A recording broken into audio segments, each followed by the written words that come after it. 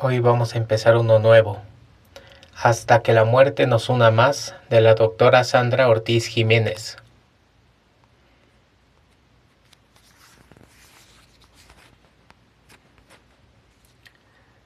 Dedico estos escritos muy especialmente a mis abuelos, quienes fueron un gran ejemplo de matrimonios sólidos en el Señor. Especialmente los paternos, que incluso fueron catequistas de las parejas que se preparaban para contraer matrimonio. Agradezco sus enseñanzas y que nos transmitieron la fe, no solo de palabra, sino con su testimonio de vida. También lo dedico a mis amados padres, papá Darío y mamá Florecita, como los llaman sus nietos, que han sido un bello ejemplo de lo que es amar y perseverar, pese a toda adversidad, en el santo sacramento del matrimonio. Introducción. El 17 de abril de 2018 viví una experiencia que me cambió la vida. Para ese entonces estaba pasando por una pena familiar. Antes de que todo esto sucediera, mi esposo y yo teníamos una hermosa relación, de mucho amor, respeto, apoyo, compañía, entrega, alegría, etc. Un hogar verdaderamente maravilloso, aunque no perfecto, pues como todo ser humano, teníamos defectos. Estábamos en camino de conversión y llevábamos un hogar en Dios, siendo mi esposo el instrumento que Dios utilizaba para su obra. Y por esta razón nos convertimos en un blanco apetecible al enemigo, pues ya no le pertenecíamos más y ya éramos del Señor y de Mamita María. Es allí cuando el enemigo se mete a dividir y destruir, y mi esposo es tentado y cae en adulterio. Con eso no quiero acusarlo, señalarlo o juzgarlo. Hoy reconozco que hubiese podido ser yo, pero solo la gracia de Dios me sostiene. Sin embargo, en ese entonces para mí fue un dolor y decepción tan fuerte que todo lo somaticé y me enfermé hasta el punto de pasar por una peritonitis química en el Hospital San José. Por instantes terrenales me morí. Pasé a otro estado, donde llegué a la presencia del Señor. Vi el impacto de mi muerte sobre mis seres queridos. Qué duro. Y viví mi juicio particular. Entendí que realmente no tenía a Dios como centro de mi corazón, sino que falté al primer mandamiento, porque puse a mi esposo como mi Dios, y por eso esta experiencia fue tan dura. Por misericordia del Señor y de la intercesión amorosa de la Santísima Virgen María, volví a la tierra para cambiar, reparar y contar todo lo que el Señor me mostró y me dijo. Y aunque aún vivo mi tribulación matrimonial, amo y defiendo aún el sagrado sacramento del matrimonio. Cuando ante el Señor tendía cuentas por mi esposo, Él me mostró todo lo que sucede espiritualmente mientras se celebra el sacramento, y es algo tan bello que me siento impotente para describirlo. Es imposible describir el profundo amor que Jesús tiene por este sacramento. Es verdad que se casa con nosotros, y tan importante es para Él este sacramento, que quiso registrarlo en el Evangelio autorrevelándose en las bodas de Canaán, convirtiendo el agua en vino, glorificándose no solo en ese sino en todos los matrimonios de la historia que le abren su corazón, porque solo Él puede transformar el agua en vino, o sea, solo Él puede transformar la tristeza y amargura en alegría, el desamor en amor, la infidelidad en fidelidad, el egoísmo en entrega y negación de sí mismo, el irrespeto en respeto, el yugo desigual en carga equilibrada, la ruina en prosperidad, la impureza en pureza, la soledad y el abandono en compañía, la zozobra y angustia en paz, etc. Pese a sentirme impotente con mis palabras humanas para describir lo vivido, trato de hacer este relato buscando que el Señor toque el corazón de todos los esposos, que conozcan mi testimonio, bien sea para fortalecer y reafirmar la grandeza del matrimonio en su vida, o para que tomen conciencia de la grandeza de éste y de la responsabilidad que tiene como instrumento del Señor frente a la conversión, santificación y salvación de su cónyuge y sus hijos. También pidiendo que el Señor toque el corazón de las parejas que viven en unión libre, para que reconozcan las gracias de las que se privan al no recibir este sacramento. El corazón de los novios que van a casarse para que tomen conciencia de la seriedad y lo sagrado que van a realizar al casarse, y los corazones de todas las personas que están en fornicación, adulterio, homosexualismo, lesbianismo, incesto, en fin, todo tipo de relaciones impuras, para que el Señor les despoje de las vendas que el enemigo ha querido poner en sus vidas, porque el Señor desea sanarlos y liberarlos, no condenarlos. Es la misericordia de Dios la que se hace manifiesta en este relato, brindando una oportunidad de conversión y reparación, porque el Señor nos ama a todos y desea salvarnos. Nunca rechaza a nadie, ni al más pecador de los pecadores, acoge con amor y misericordia a los arrepentidos, y como a la mujer adúltera del Evangelio, no la condena, la libera y le pide que no peque más. Matrimonio, entrega en el amor. El Señor me habla de lo grande, importante y sagrado que es el sacramento del matrimonio. ¿Cuánto ama este sacramento nuestro Señor? Me impresionaba ver en su rostro tanto amor, y cómo sus ojitos brillaban enternecidos, aún más cuando me hablaba del matrimonio. Tan importante es este sacramento que el primer milagro público de Jesús fue justamente en una boda, cuando Él, por intercesión de nuestra Madre, la Santísima Virgen María, transforma el agua en vino, es decir, devuelve la alegría, el amor, el respeto, la fidelidad. Juan 2, 1, 10.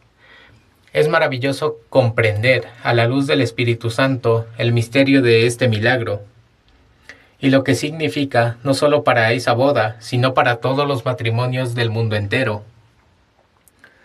Cuando el Señor me hablaba, en ese instante tuve una visión que el Señor me lleva a vivir el momento en que se está celebrando este sacramento.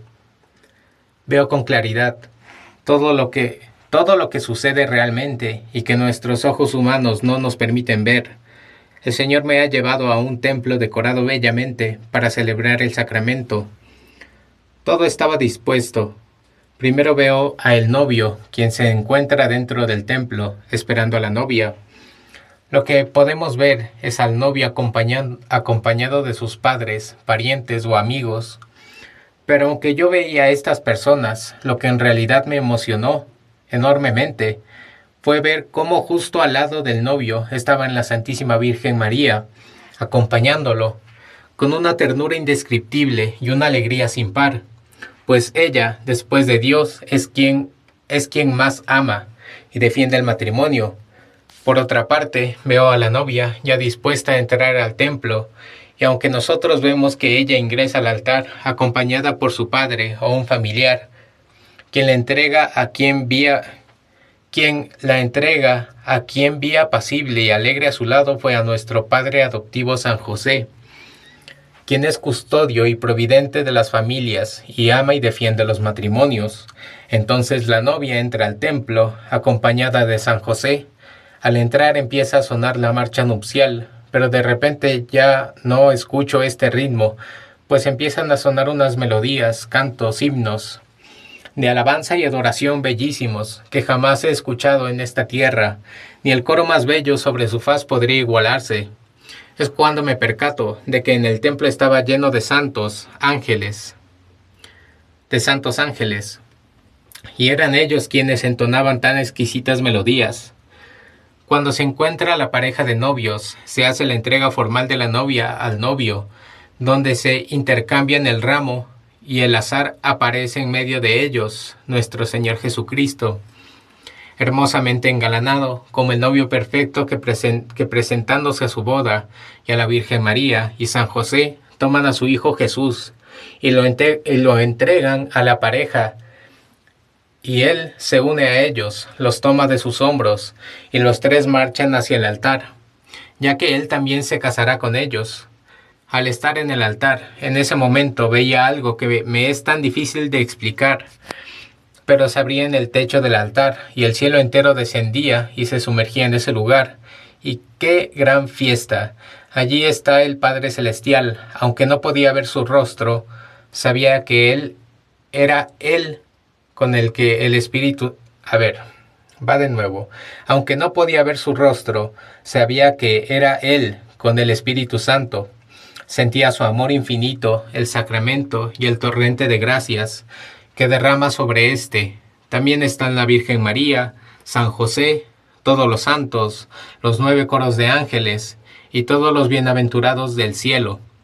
En especial brillaban en el cielo las almas de muchos santos y bienaventurados, más que otras, y el Señor me dice que fueron las almas de los que en la tierra amaron y defendieron el matrimonio, y quienes se santificaron en este misterio, y que cuando se celebra el sacramento del matrimonio, ellos reciben un gozo mayor y lo glorifican más.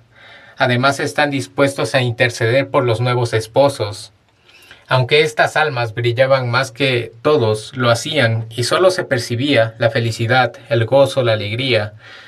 Y entonces el Señor me dice que cada vez que se realiza el sacramento del matrimonio, el Padre Celestial celebra una fiesta en el cielo por la boda de su amadísimo Hijo con la pareja. Es igual para la celebración de la orden sacerdotal o consagración de los religiosos y religiosas, pues ellos también se casan con Jesús. Luego empieza toda la celebración eucarística, con el saludo inicial, el acto penitencial, la oración colecta, y el Señor me manifiesta su deseo de que todas las parejas lleguen con disposición de corazón para vivir la Santa Eucaristía y el rito matrimonial, y me habla de su dolor, porque son muchas las parejas que no se confiesan antes de casarse, aun con el conocimiento y la petición por parte del sacerdote para hacerlo. No lo consideran importante, aun llevando muchos años sin confesión, muchos desde su primera y única confesión, antes de hacer la comunión.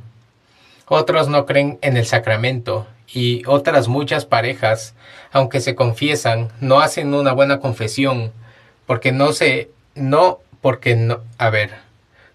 confiesan todos los pecados, porque no están verdaderamente arrepentidos, porque no tienen propósito de enmienda, o sencillamente solo lo hacen por cumplir un requisito, o lo dejaron para último momento, y no prepararon bien su confesión.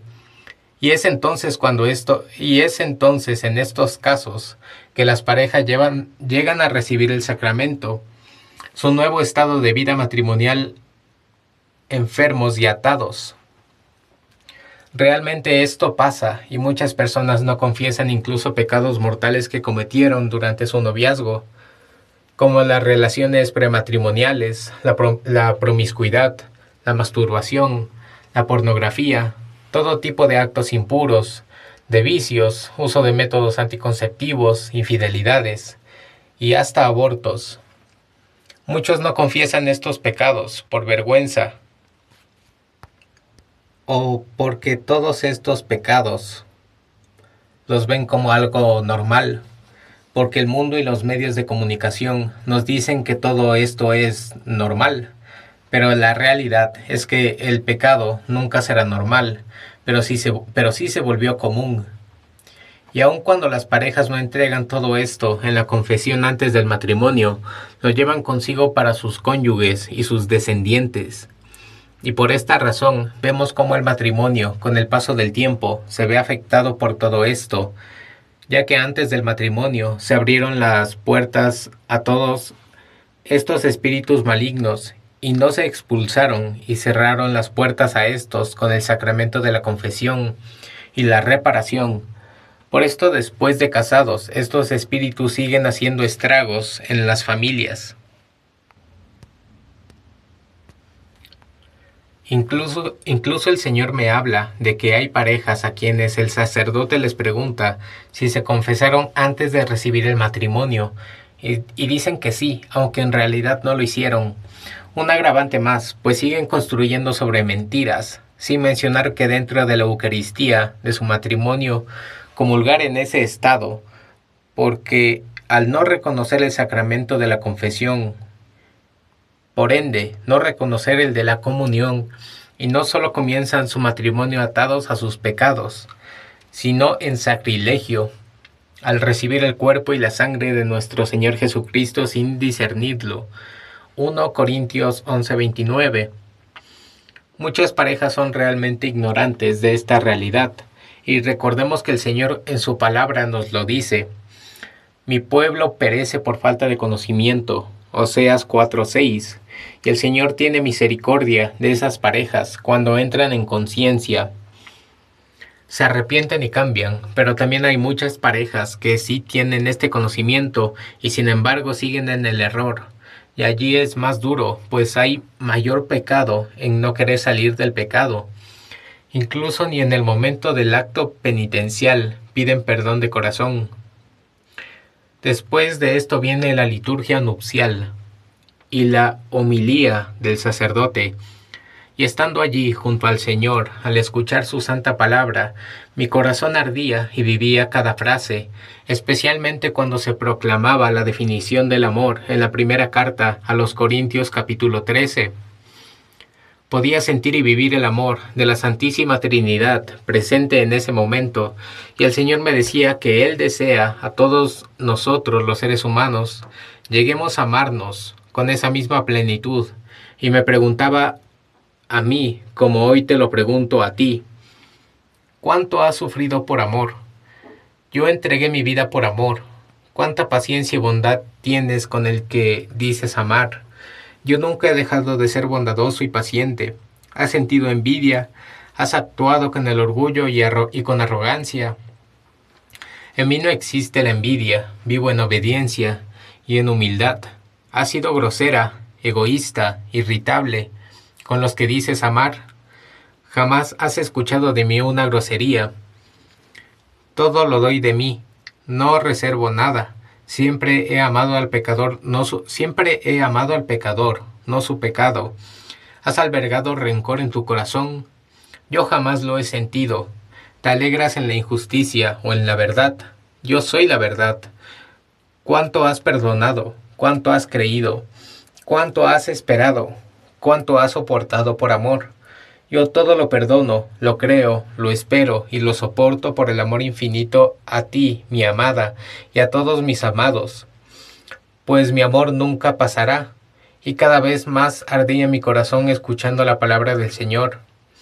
Él nos da la gracia para aprender y comprender, pero también veía cómo los demonios están en el templo y están atentos a perturbarnos y distraernos en estos momentos para hacernos sentir vacíos, y al final de la misa decir que solo fue una perdedera de tiempo, que todas las palabras son iguales, siempre dicen lo mismo, es una repetidera, qué aburrido, no se entendió nada. Y muchas más sandeces, porque realmente aún no le hemos abierto verdaderamente el corazón al Señor, y por eso somos presa fácil del enemigo y caemos en su tentación en la Santa Misa. Entre los demonios que se encontraban allí, habían algunos que parecían más perturbados, rabiosos, desesperados. No sé qué palabra exacta emplear para definirlos, pero en mi ser supe que eran aquellos que están listos y preparados para atacar el sacramento del matrimonio, pues odian terriblemente que Jesús se una de manera tan especial como esposo de las parejas en matrimonio. Odian ver llegar al altar parejas que se aman con verdadero amor. De manera particular, a las parejas que llegan con plena conciencia de lo que significa este sacramento, que lucharon en su noviazgo por tener a Dios como centro y a pesar de ser tentados fueron castos en su relación de novios. Entendí que cuando una pareja llega a contraer matrimonio en estas santas condiciones, esos demonios se retuercen llenos de frustración por no haber logrado su cometido, pues los futuros esposos son recompensados con una coraza especial que les permite defenderse de futuros ataques de estos mismos demonios. Por el contrario, aquellos novios que llegan al altar sin guardarse, sin castidad, siguen siendo tentados en sus matrimonios y por esos mismos demonios. Y en el momento en que estos novios llegan al altar, esos demonios se mofan de lo que lograron al tentar y hacer caer a esos novios, cuando no hicieron una buena confesión o no sintieron arrepentimiento verdadero antes de llegar al altar.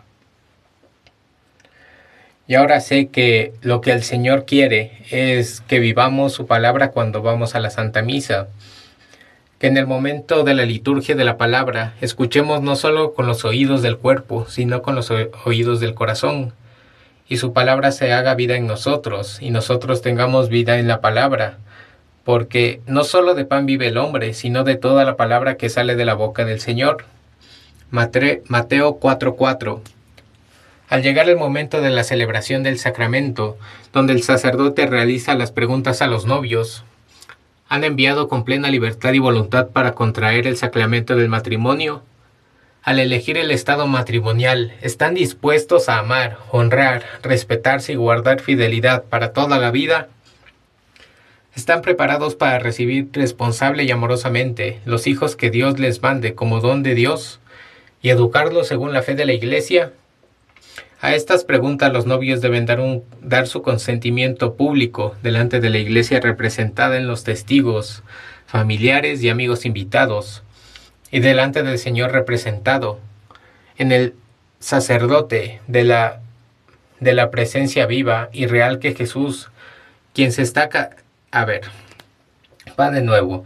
Delante del Señor representado en el sacerdote, y el de la presencia viva y real de Jesús, quien se está casando con ellos, respondiendo con un sí. Y en ese momento Jesús también responde, y su sí es de una seguridad, una firmeza, una claridad, de una transparencia, como el agua cristalina. Y comprendo entonces que el consentimiento que damos al casarnos no son solo palabras, es un acto interno de lo profundo del corazón, con la verdadera voluntad y libertad de entregarse y recibir, ya que el matrimonio es una donación total y no parcial. Pero la realidad es que la mayoría de los novios responde ese sí como protocolo y como paso a seguir, pero no piensan de corazón en lo que responden. Muchos se sienten inseguros de lo que sienten o de lo que su pareja siente por ellos. Muchos no se sienten capaces de mantenerse fieles para asumir su rol de casado. Muchos no se sienten preparados para tener hijos y otros tantos ni siquiera piensan en tenerlos o limitan los hijos a uno o dos sujetando la voluntad de Dios a la propia. Y posteriormente en el matrimonio, estas circunstancias, de las que no se hablaron con claridad antes de casarse, pueden ser el motivo de una dolorosa y traumática separación. Por tanto, no hay un verdadero abandono y convicción en ese sí que deben declarar los novios libremente. Luego el sacerdote invita a los novios a unir sus manos como en signo de unión y del pacto que realizarán. En ese momento, el Señor también une sus dos manos a las de los novios y derrama tantas gracias y amor sobre ellos. Y me dice que cada vez que ellos, en sus vidas, de ahí en adelante, unan sus manos con amor, Él unirá las suyas a las de ellos y seguirán llenándolos de gracias, dones, virtudes, unión y ante todo de más amor. El Señor me expresa su dolor cuando me dice que son muchos los esposos que no se toman de las manos y que por el contrario se alegran y enternece profundamente cuando sí lo hacen, especialmente cuando este gesto de amor no es solo en privado, sino en público y al orar. Ahora ha llegado el momento hermoso de los votos matrimoniales, donde el novio y la novia los pronuncian uno al otro, por lo general como parte del rito sin sentido ni reflexión frente a lo que dicen. Y en ese instante también el Señor lo hacía y les decía: yo, Jesús, me entrego a ustedes como su esposo, y los acepto y los recibo como mis esposos. Y prometo serles fiel en la alegría y el dolor, en la salud y en la enfermedad, en la riqueza y la pobreza, en todo momento y en todo lugar, para amarlos y respetarlos, durante toda la vida hasta la eternidad. Y esto era hermosísimo, pues cada promesa que él hacía a la pareja salía del fondo de su ser, de lo más profundo de su corazón, de sus entrañas. Qué difícil me es explicar todo esto, pero también veía que cada palabra que Jesús pronunciaba al salir de su boca tenía vida, era viva y se movía en el aire. Muchas de ellas llegaban y se metían en el corazón de algunos de los presentes. Otras quedaban vivas moviéndose en el aire. Y en el aire es entonces cuando me doy cuenta de lo que prometemos frente al altar. Es realmente un compromiso sagrado. Y entiendo cuando en la Santa Biblia se nos dice que la palabra del Señor es viva y eficaz y que todo pasará. Cielo y tierra pasarán, pero las palabras del Señor no pasarán. Y esa es la realidad de la humanidad. Las palabras que el Señor pronunció hace 2000 años siguen vivas, habitan en todos y en toda la creación.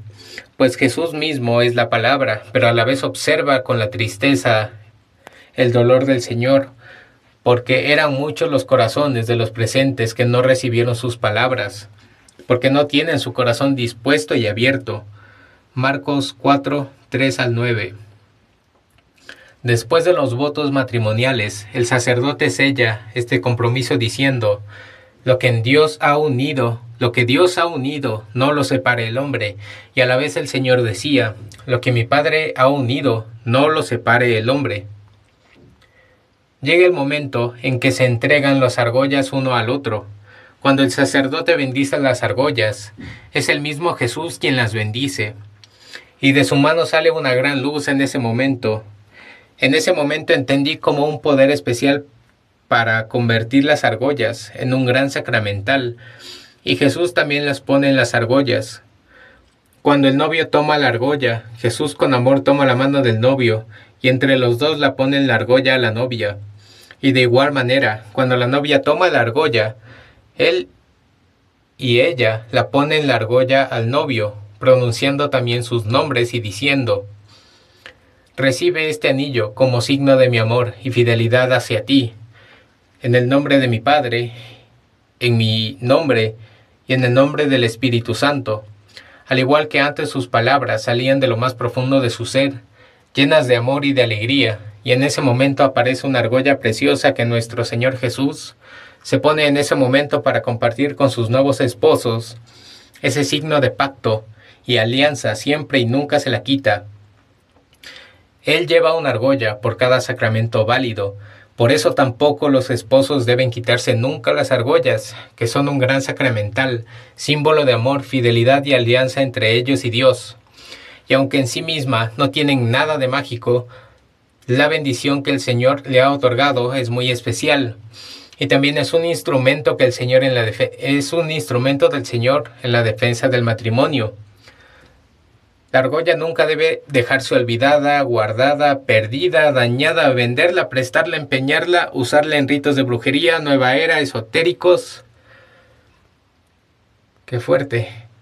Porque eso es lo que harías con tu pareja o con el amor y la fidelidad que debes tenerle. Y si algo de esto has hecho, pídele al sacerdote que te las bendiga nuevamente y úsalas. Y mejor aún, renueva votos matrimoniales, o si se te la han robado, consigue una nueva y renueva los votos con la bendición del sacerdote en la celebración de la Eucaristía. De hecho, lo ideal es que todos los esposos renueven constantemente sus votos matrimoniales, por lo menos cada aniversario de bodas, con la Eucaristía.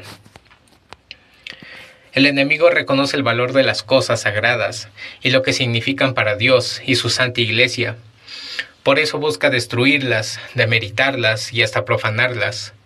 De hecho, parte de los rituales diabólicos contra el sacramento del matrimonio se realizan con argollas bendecidas, que por lo general han sido robadas. Luego, por un momento muy especial, en el cual la pareja se entrega el uno al otro, las arras, que son signo de los bienes que van a compartir. También veo en esta la oportunidad como Dios Padre es quien bendice estas arras, declarando sobre ellas su divina providencia. En ese instante, al igual que con la entrega de los anillos, Jesús toma la mano de cada uno para entre los dos entregarle las arras al otro, y pronuncia sus nombres diciéndoles: reciban estas arras como prueba de mi bendición y signo de los bienes que mi Padre les proveerá y que vamos a compartir. Allí Jesús ve lo que hay en nuestro corazón. Ahora entiendo la importancia de esa parte del rito. Qué bendición es recibir las arras de manos del dueño del universo. Cuando nuestro corazón está libre de apegos materiales, cuando nos casamos por amor y no por dinero. Por esta razón, dentro del matrimonio, no podemos actuar de manera egoísta, en división.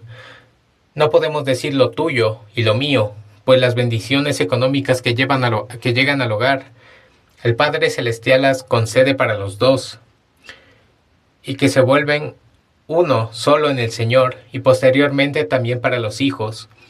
Y ahora solo podemos decir: lo nuestro viene de Dios. Son muchos los matrimonios que hoy fracasan por problemas económicos. Esto no debería ser así. Y si lo es, ¿dónde está el amor? Muchos incluso se casan firmando capitulaciones, y cuando esto es así, ¿no sería contradictorio la entrega de arras? El Señor no bendice el egoísmo, la codicia y la avaricia. ¿De qué le sirve al hombre ganar el mundo si pierde su alma? Mateo 16:26. Debemos tener conciencia de que todo lo que Dios provee para el hogar y la familia es solo para este fin, y todo se dará en bendición. Pero cuando los matrimonios malgastan el dinero de su hogar y su familia, verán las dificultades en su economía. Y más aún si los dos o uno de los esposos llega a gastar el dinero y sus bienes materiales en pecados que dividan y destruyan a la familia, como el alcohol, las drogas, los juegos, todos los vicios, el adulterio, negocios ilícitos, deudas, etc. Esto puede traer como consecuencia un espíritu de ruina que puede pasar de generación en generación, pues debemos ser buenos administradores de todo lo que el Señor nos provee. Y todo debe glorificar al Señor. Él no quiere que ninguna alma ni ninguna familia se pierda. Y el enemigo pone todas las tentaciones que dividen y destruyen la familia y llevan a la perdición de las almas. Luego pasa la cuenta de cobro con las consecuencias del pecado, muchas veces frente a los problemas económicos, y la ruina se culpa a Dios, diciendo que Él nos provee, no nos ampara, que se olvida de nosotros, y esto no es así, jamás será así. Basta preguntarnos cómo hemos utilizado las arras, bienes económicos y materiales, que Dios bendijo y nos dio el día de nuestra boda, y de ahí en adelante siempre han sido para bien del hogar y la familia y para glorificar a Dios. ¿Hemos compartido estos bienes con los necesitados? ¿O por el contrario, debemos aceptar que no hemos administrado correctamente el dinero y los bienes, y aún más grave, los hemos vuelto maldición, derrochándolos en pecado? ¿Cuánto pesa la eternidad? ¿Cuánto pesa en la eternidad cada peso que se malgastó? Sobre todo en lo que nos llevó al pecado por el que pagamos ahí. Déjame leo esto de nuevo. ¿Cuánto pesa en la eternidad cada peso que se malgastó? Sobre todo en lo que nos llevó al pecado por el que pagamos allí y que contribuyó a nuestra destrucción, la de nuestro matrimonio y la familia. ¿Cómo duele cada peso que dejamos de utilizar para hacer el bien en nuestras familias y en el mundo? Le recomiendo muy especialmente a los matrimonios que no realizaron entrega de arras, y a los que sí lo hicieron pero las perdieron, que las consigan, y en la renovación de votos matrimoniales pidan al sacerdote que les bendiga las arras también, y posteriormente póngalas en un lugar especial, que pueda ser el altar de oración, especialmente junto a San José, administrador de la providencia divina. Mientras se realiza el rito del matrimonio, del cielo descendía el Espíritu Santo en forma de una bella paloma de fuego que se posaba sobre la pareja y el Señor y lo llenaba todo de luz, y la pareja junto con Jesús, son envueltos completamente en el amor que se sella, en el amor que sella este santo sacramento. Qué sublime momento. Era un éxtasis total. Todos los que éramos conscientes de esta realidad espiritual quedábamos absortos en Dios, y Jesús se transfiguraba, y los nuevos esposos irradiaban también esa luz. Sus ángeles custodios brillaban aún más. En ese mismo momento, Dios Padre designa un ángel en el cielo con su mano derecha y lo envía hacia la pareja, y éste cumple el punto con humildad y alegría. El designio del Padre. Cuán complacido se veía por obedecer al Padre. Era un ángel hermoso y muy grande, de un rostro sin igual, con gran potestad. Este ángel es el ángel custodio del matrimonio y la familia, que el Padre Celestial les da a los esposos como regalo de bodas. A este ángel podemos pedir su ayuda, su auxilio, su amparo por nuestro matrimonio y nuestra familia. Veía también a los ángeles custodios de la pareja, que siempre estaban junto a ellos con una expresión en sus rostros maravillosa de gozo, pleno y perfecto. Dios mío, qué bello era todo. Cuán impotente me siento para describirlo. Toda palabra, toda expresión se queda corta. Luego viene el momento de las ofrendas, y es un momento de gran oportunidad para ofrecerle al Señor todo lo que nosotros como matrimonio, nuestras vidas, las alegrías y tristezas, lo que nos preocupa, nuestros trabajos, entregar nuestras heridas y dolores del pasado perdonando y dejando el pasado atrás en las manos del Señor, renunciando a todo lo que pueda afectar mi nuevo estado de casado, los pecados, los vicios, las malas amistades, las malas influencias, las malas costumbres y hábitos, renunciando y rechazando total y definitivamente a todo esto en el nuevo estado de vida, ofreciendo y entregando verdaderamente todo al Señor, siendo conscientes de que ya no somos dos, sino que somos uno en el Señor. Por eso abandonará el hombre a su padre y a su madre, y se unirá a su mujer, y serán los dos una sola carne. Génesis 2:24. Es importante anotar que aquel que se casa debe vivir como casado, y no puede pretender seguir viviendo la vida de soltero, pues esto destruye el matrimonio y la familia. Por esto es mejor que quien no considere que tiene la madurez necesaria para asumir esta responsabilidad, no tome de manera inconsciente o impulsiva este estado, ya que estará destinado al fracaso, y Dios no quiere el fracaso para sus hijos. Él desea que se encuentren y disciernan maduramente su vocación, en la que darán felicidad y por ende encontrarán felicidad.